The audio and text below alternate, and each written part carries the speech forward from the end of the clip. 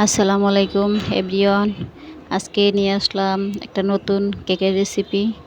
দেখেন এখানে লাগবে একটা গুঁড়ো দুধ, একটা ইনো, আর লাগবে 3 প্যাকেট বিস্কিট, আর 2টা চকো চকো, একটা ডেরি মিল্ক। এগুলো দিয়ে আজকে আমি কেক তৈরি করব। এখানে চলে আসলাম চুলায় দুধটা জাল করার জন্য। দুধটা জাল করে হয়ে গেলে একটু বলক তুলে নেব, তারপরে এটা ঠান্ডা করে নেব। দেখেন আমি বেচিংয়ে পানি রিজার্ভ করে এখানে একটু ঠান্ডা করে নেব। তারপরে চলে যাব আমরা বিস্কিটটার থেকে দেখেন ক্রিমটা আগে আলাদা করে নিয়েছি, আলাদা করে রেখে দিছি এক সাইডে। আর এদিকে দেখেন দুধটাও ঠান্ডা হয়ে গেছে, আর এই যে বিস্কিটটা গুঁড়ো করে নিছি। এইদিকে চলে আসলাম ব্যাটারটা তৈরি করার জন্য। এখানে দিছি একটু চিনি আর একটু লবণ, কারণ এখানে দুধ মিক্স করতে হবে, তো এই জন্য। বিস্কিটে তো চিনি থাকেই।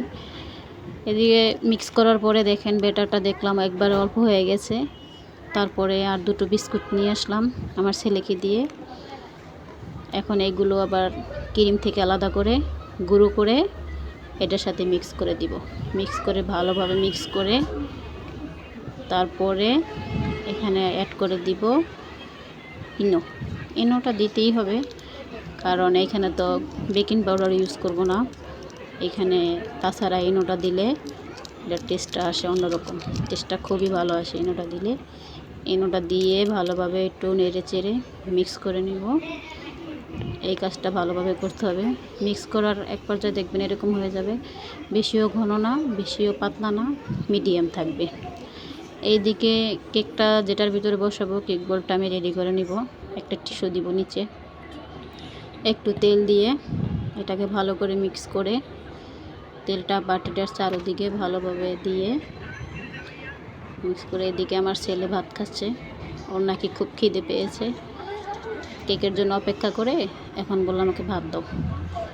এদিকে দেখেন গাইস আমি দিয়ে দিচ্ছি কেকের একটু ব্যাটার। টিস্যুটা মনে হচ্ছে বড় হয়ে গেছে, জানি না কেকটা কেমন হয়। আপনারা সবাই আমার পাশে থাকবেন, শেষ পর্যন্ত আমাকে সাপোর্ট করবেন। টিস্যুটার জন্য কেকটা কেমন হয় জানি না। ব্যাটার অর্ধেকটা দিয়েছি, এবার দিব হলো গিয়ে আপনার সেই বিস্কুটের যে ক্রিমটা আলাদা করে রেখেছিলাম, সেই ক্রিমটা কেকের মাঝখানে দিয়ে দিব। দেখেন এইভাবে করে মাঝখানে দিয়ে দিব।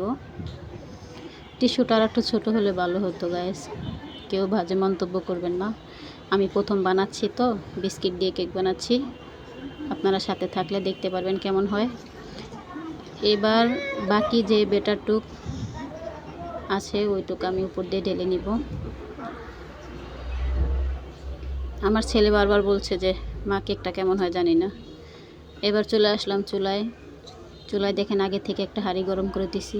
প্রথম জালটা একটু বাড়িয়ে দিব, তার ভিতরে দিছি একটা স্ট্যান্ড। এবার কেকটাকে একটু ভালোভাবে বসাই নিব।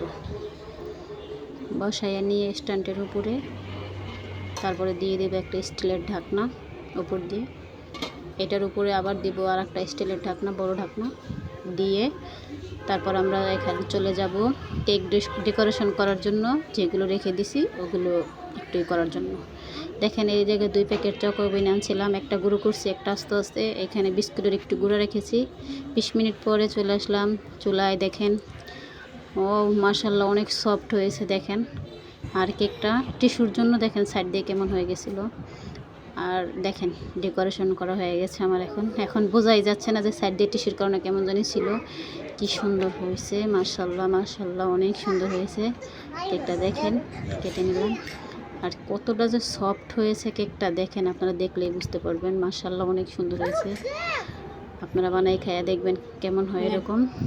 বন্ধুরা আজ এই পর্যন্ত, ভালো থাকবেন, আল্লাহ হাফেজ।